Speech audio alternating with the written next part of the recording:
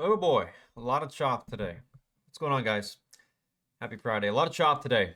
Had the oil theme in the market today with the threats over there in the Middle East with Iran and Israel, everything going on over there, all that tension overnight.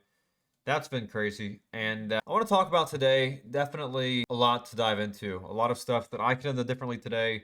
A lot of stuff that I did really well today. It was a really good green day today, but there was a lot of room for improvement and left a lot of money on the table because of it. But we're going to dive into all of that in this video, work through everything that I could have done differently today, and how we can use that going into next week to make even more money. So again, today the oil theme was prevalent. RB&E was the big gapper of the morning, which is going to be the main one we talk about today. You know those things where you have to find what your niche is. You have to find what works for you. You know, whether that is a share price figure, whether that is a float figure. And for me, these high share price, low float names are insanely hard for me to get good reads on. And the reason why, and it's not so much a read aspect, it's more of a risk aspect. Now, I was watching it up through this range here in RB&E today, and I'm going to pull up my other chart so you get a better idea of the trades on it. And there were way too many trades on this today. And the reason was I was trying to keep my risk to a minimum while taking share size. I was trying to take 500, 1,000 shares on these pullbacks in this range here off of the 12 EMA, which never broke. But my worry throughout this whole time is, look, this thing is super thin. High share price name. I'm taking pullbacks here off this low at 14.90. I kept on taking pullbacks at, bucks, risk of 14.90. I just kept on doing a rinse and repeat, taking, you can even see here, taking 1,000 shares. And the entire time, I'm trying to take that share size on this.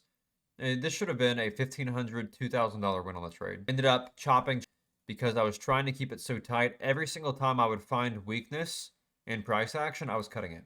Because my worry was this thing could halt down any second. So I just didn't have that conviction to hold this thing throughout the move.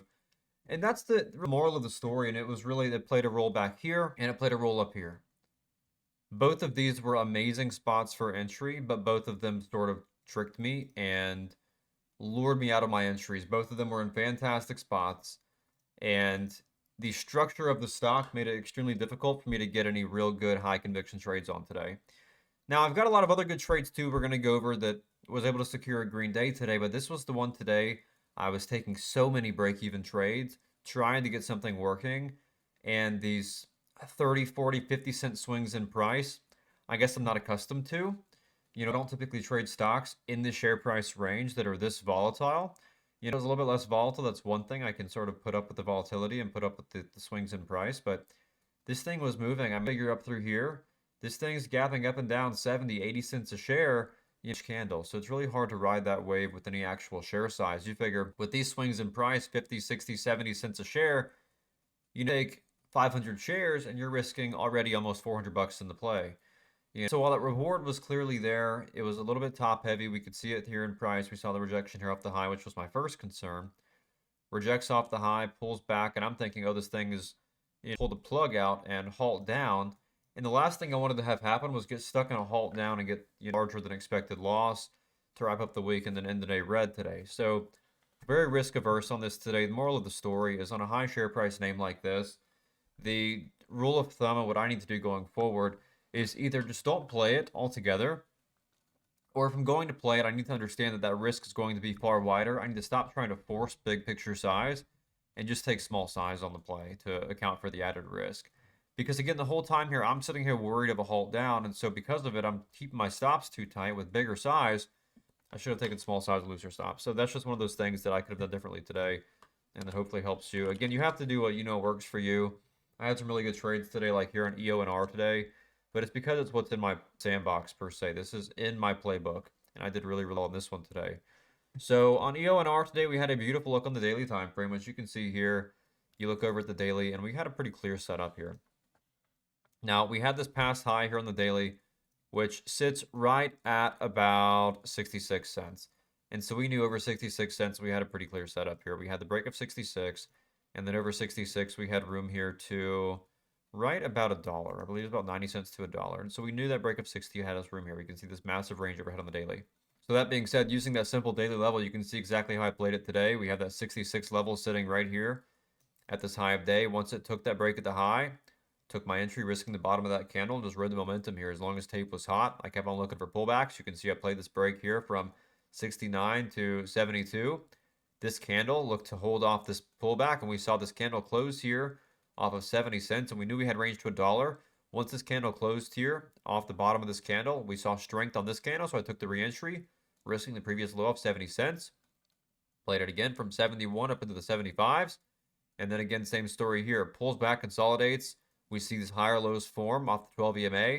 And then this candle looks to, again, form that higher low again. I take the entry, risking the past candle's low. Again, entry was here, risking the past low. So entry was 73, risking 70.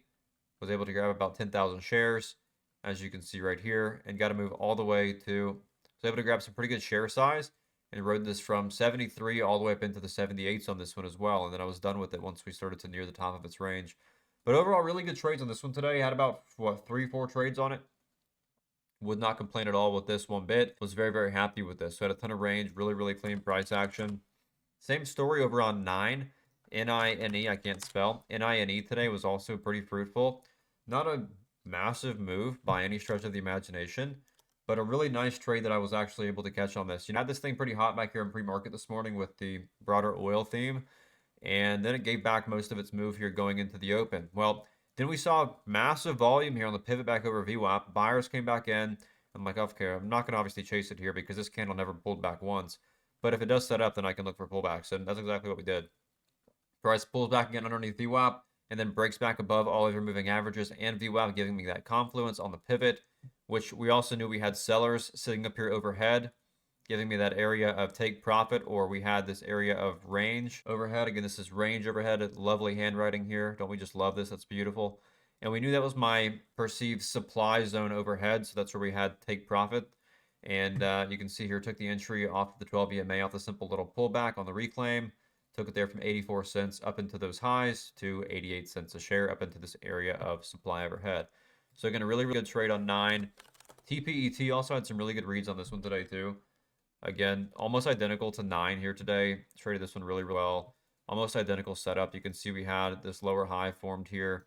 And again, just taking those pullbacks off those pivots to VWAP, which we can see we had these nice higher lows formed here as well. Nice tightening wedge. And so with just taking pullbacks off of VWAP, trying to get that break back higher. And again, we had about 1, 2, 3, 4 wins on this today. Or actually 5 wins. I had a small one here trying to take a reclaim. But about 5 wins on this thing today. Not going to count this one. This is pretty much scratch break even. But all these trades are fantastic. Ultimately, I was looking for that break higher to get a nice add here for the break up through the previous high. But overall, a really, really good play here. Again, saw the reclaim of VWAP and the EMAs and was just taking pullback after pullback after pullback, trying to get that rip up higher out of these lower highs. So really good stuff there. Had a lot of chop on USEG today. USEG overall break even. Took it off of VWAP for a nice win. Try to do it again for a similar trade for the break higher. And of course did not get that. So 1 loss, 1 win. Overall scratch on it. Had INDO, which also typically is a little bit choppy. Didn't get a really good play on this. Break even on that as well. And then BRN I had a pretty good play on. Pretty small, but 182 to 188. Not the best day, but it's been an amazing week. This week as a whole was fantastic. Today was the choppier day because of RBNE, which is unfortunate, but it's just one of those things where you have to just zone in on what works for you. And you can't try to be a master of everything because ultimately that's impossible. You're either going to be the very best at one thing or just mediocre at everything.